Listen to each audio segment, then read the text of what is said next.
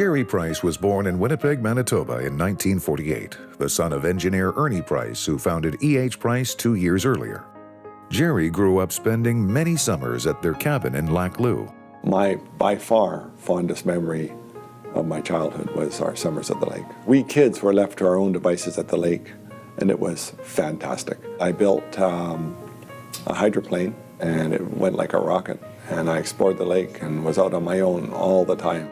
Gerry's ingenuity and independence led to an interest in math and a career as an engineer. His early career was making mathematical models of complex systems, including working for the Defense Research Board of Canada, where he calculated the effects of blast waves on antennas.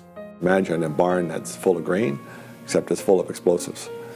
And when you detonate this barn, you create a blast wave that is formidable. So this is now fun stuff for guys, because blowing up stuff is fun. So we had a variety of antennas at different distances from ground zero. They all had some kind of transient response.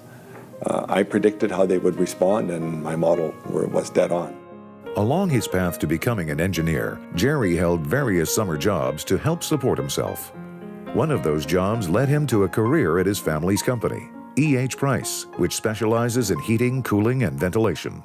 That summer, developing the computer system for the office caused them to maybe consider trying to hire me. Because while I was working at Defense Research Board, I was called up by Gerry Law, the president of the day, and asked to meet with him that summer, which I did, and he offered me a job. In 1986, after becoming president, Gerry was able to part ways with Price's licensor, Titus, after they wanted to double their royalty. Now on their own, Price was able to enter the U.S. market. Their opportunity is enormous compared to Canada, which is a relatively small market. So I naturally gravitated towards, could we make it in the States? What if we could get a foothold and grow an enterprise in the States? Gerry, by background and training, is a mathematical modeler, a very high-end one. So he always understood the trend. He could see where the sales were going, he could see that margins were improving, and even though he was burning money at what many at that time thought was an alarming pace, he knew that if that trend continued, eventually the company would break through, and that vision that he had set out of becoming #1 in the US market, as absurd as it might have seemed initially, by 2008, 20 years after entering the US market, it was true. Gerry's perseverance paid off, and Price became one of the world's largest HVAC companies, even becoming exclusive ventilation supplier to all Apple flagship stores worldwide. Price has an advanced research center that collaborates with world-renowned partners including Kaiser Permanente, the Research Council of Canada, and the Mayo Clinic, to name a few. They manufacture advanced medical and critical environment air distribution systems. He credits his continued success to the dedication of his wife, Barb, who has been a huge support over the years. I will never forget walking in the door of Mr. Kohut's room in grade 11 of my first day in River East School, and seeing Barb, who ultimately became my girlfriend and wife, sitting in the front row up front. And I spotted her right away, and I never forgot that image. There's absolutely no way I could have done what I did and accomplish what has been accomplished without Barb's complete support. She's been my partner in everything right from the get-go. Our 2 daughters, Ainsley and Shandace, were born while we were in Bethlehem, Pennsylvania on my PhD program. And I was working very long hours at the time, and Barb was supporting me in it like a trooper. We had one small car, a Maverick, so she would drive me to the university to teach the courses and then do my stuff. And then she would have 1 or 2 babies in tow at the time. And late at night, she'd pick me up at school, generally around 10:30, 11. And the girls would be in the back seat sleeping. That kind of is a measure of our love and our mutual commitment and Barb's absolute unconditional support. Travis was born quite a bit later in 1987. Honestly, that was the most exciting thing in our life, to have our little baby boy come to us as a gift. Travis and the girls and Barb and I spent a lot of time at the lake. Just like when I was a kid, we had great memories at the lake. I would say we had fabulous memories as a family at our lake, which is Lake of the Woods. Thus began the happiest chapter of our life in 1987 when Travis was born, because we had all 3 kids, and that was heaven. Tragically, Travis passed away suddenly in 2004.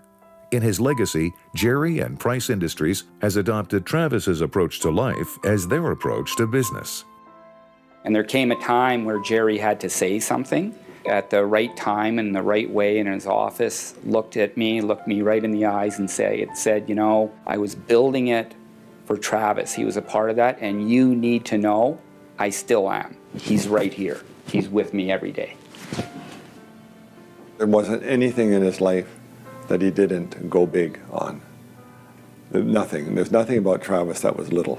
Even in scale, he was a big guy. I have to say, I'm trying to live my life as I know he would, which is go big or go home. In his honor, that is our motto here at Price. It's in every presentation. It's how Gerry ends his presentations. There are actually banners. Yep, and it's absolutely a part of the culture and who we are at Price. The go big or go home mantra also extends into Gerry's love of sweets and butter. Butter tarts, yeah, like the best butter tarts. These are the best butter tarts I've ever had. Or just has to be runny in the middle. Exactly. As much frosting as possible, as much sauce as possible. He's all about the sauce. He's all about the frosting and the butter. Yeah. Oh God, the butter. I think he gets a kick out of actually making it as gross as possible. I think he gets for a us. kick out of making everybody just so grossed out by how he can eat something that has like so he'll put a bun. The amount of bun and butter. The butter's like cheese. Like it's literally like a layer of cheese. He's also famous for his special drink.